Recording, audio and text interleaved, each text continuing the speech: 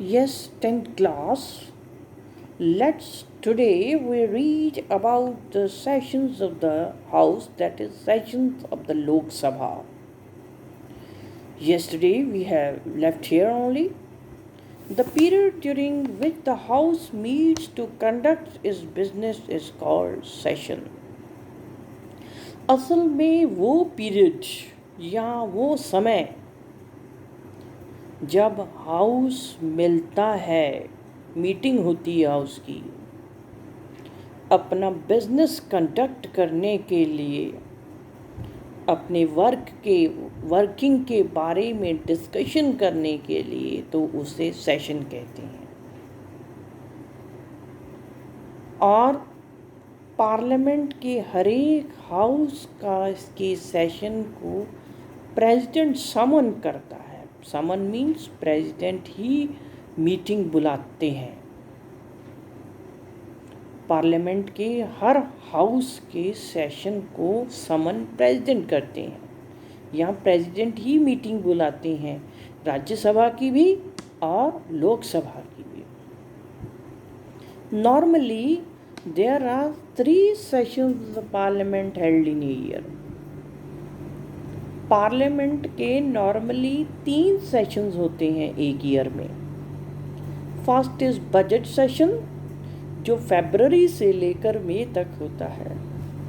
Then second is monsoon session, जो जुलाई से सितंबर तक चलता है। And third is winter session, जो नवंबर से लेकर दिसंबर तक चलता है। The maximum period that can intervene between 2 sessions of the parliament is 6 months.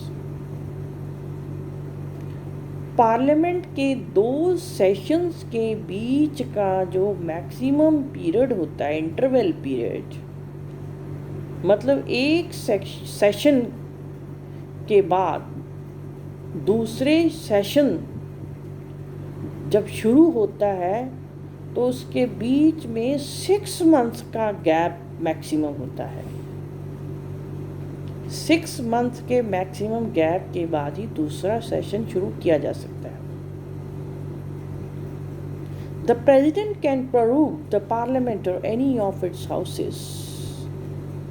President दोनों हाउसेस में से किसी हाउस की भी मीटिंग बुला सकता है। He may dissolve the Lok Sabha, Lok Sabha को भंग कर सकता है। The president may convene a joint session of both the houses as when so required. President दोनों हाउसेस की जॉइंट सेशन, जॉइंट मीटिंग बुला सकता है जब भी रिक्वायरमेंट या जब भी ज़रूरत होती है। लैंग्वेजेस जो लोकसभा में यूज़ की जाती हैं, यानी पार्लियामेंट में जो लैंग्वेजेस जो यूज़ की जाती हैं, it is laid down that business in parliament is to be transacted earlier in Hindi और in इंग्लिश। कॉन्स्टिट्यूशन के अकॉर्डिंग पार्लियामेंट में जो बिजनेस है, जो वर्किंग है, वो या तो हिंदी में या इंग्लिश में ही हो सकती है। However, if any member is not able to express himself either in English or Hindi, the Speaker of the Lok Sabha or the Chairman of the Rajya Sabha may permit such a member to address the House in his mother tongue.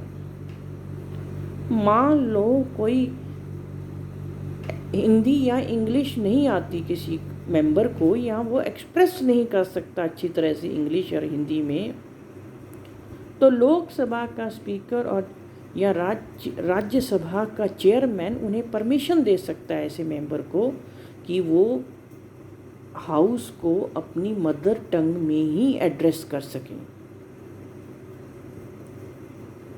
Important powers, advantages of the Lok Sabha. Of the 2 houses of the parliament के दोनों houses में, that is Lok Sabha and Rajya Sabha में, लोकसभा का upper hand होता है। Means Lok Sabha की ज़्यादा importance है।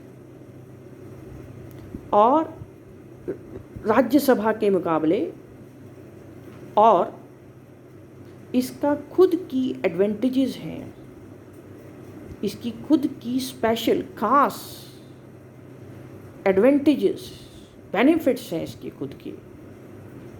फर्स्ट, लोकसभा की इम्पोर्टेंस ज़्यादा कैसे है राज्यसभा के मुकाबले? It controls the exchequer of the state. State के एक्सचेकर को के ऊपर कंट्रोल रखता है। मीन स्टेट के बजट के ऊपर कंट्रोल करने का काम लोकसभा का है। मनी बिल सिर्फ लोकसभा में ही इंट्रोड्यूस किए जा सकते हैं, राज्यसभा में नहीं। It is the Lok Sabha which actually controls the executive. ये लोकसभा ही है जो एक्चुअली किस पर कंट्रोल रखता है? एग्जीक्यूटिव या मिनिस्टर्स पर कंट्रोल रखता है। जो काउंसिल ऑफ मिनिस्टर्स हैं एक्चुअली लोकसभा को रिस्पॉन्सिबल है, लोकसभा के लिए जिम्मेवार है। A motion of no confidence passed by the Rajya Sabha does not oblige the government to resign, but a similar vote passed by the Lok Sabha makes it obligatory for the government to resign. अगर Rajya Sabha no confidence motion या अविश्वास प्रस्ताव पास करती है तो government resignation नहीं दे सकती। But ऐसी ही सिमिलर वोट अगर लोकसभा पास करती है तो गवर्नमेंट के लिए ये बहुत ज़रूरी बन जाता है रेजिग्नेशन देना।